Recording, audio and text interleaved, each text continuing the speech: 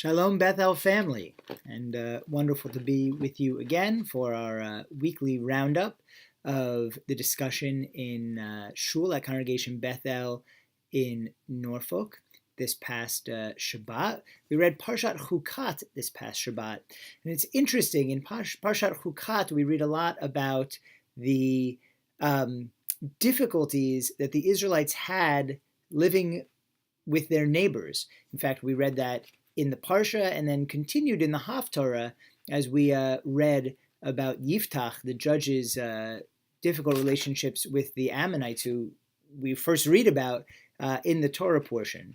And, that seems to have marked a lot of Jewish history.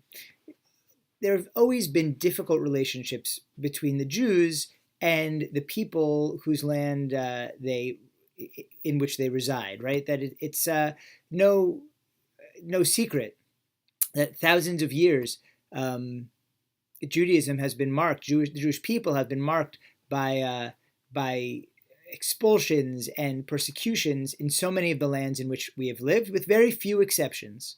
Right? There was Shushan in Persia back in the time of Queen Esther, a place where Jews were welcomed enough that one could be queen and another closest advisor to the king.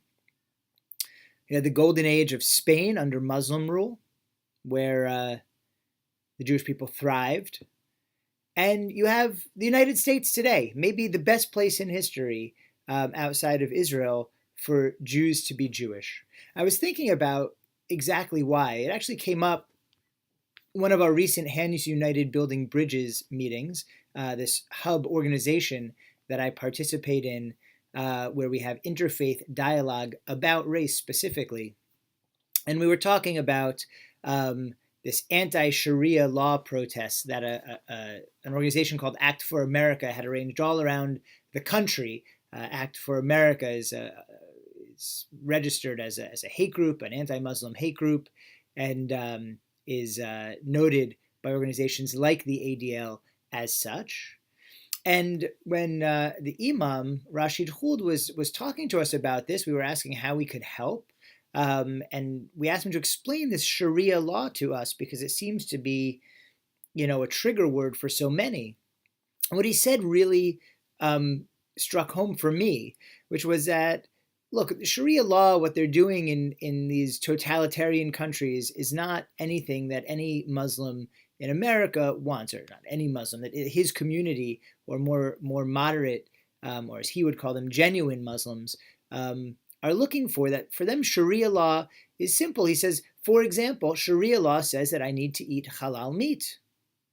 I don't want everybody in America to eat halal meat any more than Rabbi Arnowitz, he said, pointing to me, thinks everyone in America needs to keep kosher. Sharia law is something that we want to keep under the umbrella of the Constitution, not above and beyond the Constitution. And that really struck home for me because that's exactly how I feel about kashrut. And so it got me thinking about the Constitution and America and the Jews and just how lucky we are to live here. And I wanted to explore why America has been so good for the Jews, and more importantly, why the Jews have been so good for America. Because I truly believe there has been a symbiotic relationship here, that the Jews have contributed as much to what makes America great as we have gotten from the privileges of living in this great land. And so for July 4th, for Independence Day, I wanted to explore that theme. There are probably many ways to look at this, anthropological and socio-historical, but I want to compare texts and values because I'm a rabbi and that's how I look at the world, right? So the texts that make America welcoming for the Jews are pretty easy to see. There's the Declaration of Independence that we celebrated yesterday. We hold these truths to be self-evident, that all men are created equal, they're endowed by their Creator with certain unalienable rights, that among these are life, liberty, and the pursuit of happiness. We have the Virginia Statute for Religious Freedom that Thomas Jefferson also wrote 10 years later, assuring freedom of practice of religion to all people, making this place open for the Jewish people to prosper. And of course, the First Amendment to the U.S. Constitution, that Congress shall make no law respecting an establishment of religion. all of those things contribute to a good environment, a fertile ground for Jews to come here and to be able to thrive. But that doesn't explain why Jews have done so well here, why we have thrived so much. Other immigrant groups have come. I'm not saying we are the only immigrant group that has been successful, nor that all Jewish people have been successful, nor that every American loves Jewish people, nor that there haven't been bad times in Jewish history. Speaking in broad brushstrokes, though, I would posit that America has been good for the Jews and that we have succeeded unusually here in America. And the question is why? And I want to give 3 explanations. Right, the first one goes back to what we were saying earlier about the Constitution and Sharia law, or in our case, the Constitution and halakha, and Jewish law and practice. Right, Jeremiah, the prophet writing to the exiles in Babylonia, wrote to them in chapter 29 of the book of Jeremiah that this is what you should do there in captivity in Babylon. Build houses and dwell in them, plant gardens and eat of the fruit of them. Take wives and beget sons and daughters, and take wives for your sons, and give your daughters to husbands, that they may bear sons and daughters, and multiply there, and be not diminished. And maybe this is most important as a guide to living in diaspora. And seek the peace of the city whither I have caused you to be carried away in captivity, and pray unto the Lord for it, for in peace thereof shall you have peace. Right? So going all the way back to Jeremiah in the Tanakh, we have an ideal that it is our job to contribute to the peace and the prosperity of the places where we live and to thrive in them. Now, so many other places where we've lived have not given us the ability to do that by treating us differently. But America has followed a pattern that has allowed us to thrive. It allowed us to invoke the legal principle of halakha, dina de malchuta dina, that the law of the land is the law. And the rabbis spelled this out in the Talmud, that we should that the overarching law of a place should be the law that we follow, as long as 2 things are true. First, that the content of the law is explicit, right? That we know what we're getting into. And second, that the laws are universal, that everybody gets treated equally. Same taxes are collected from everybody, whether they're Jewish or Christian, let's say. So the law cannot be arbitrary. Right? It can't all of a sudden say, oh, now we're going to have a new law that the Jews have to give us half their belongings, and it can't, and it cannot be discriminatory, right? That certain peoples are treated differently. Of course, we can argue about American history when this has been more or less true, but it has been more true than almost any other country in the history of the world. And because of that, we have been able to live with the law of the land being the law, right, under the Constitution, and do so happily and fit our halachic practice into the greater system and do it under that umbrella. And we had the opportunity to figure that out, 100 years ago, just like our Muslim friends are figuring it out, how to be Muslim in America, starting today. The second reason I want to say that I think America has been so good for the Jews is that the Jews are unique in that we are a non-proselytizing religion, right? No matter what the anti-Semitic rhetoric says, when the Jews come someplace, we have no ethos, no ethic that says we need to make more Jews. That is not a part of the Jewish faith. Judaism's success is not dependent on the number of Jews in the world. In fact, Jewish theology says that we see ourselves as a small people with a special mission in the world, right? And that mission is to make the world better for everyone, not only the Jews, but for Jew and non-Jew alike, to do so by bringing holiness into the world, by making people more aware of the presence of God in the world.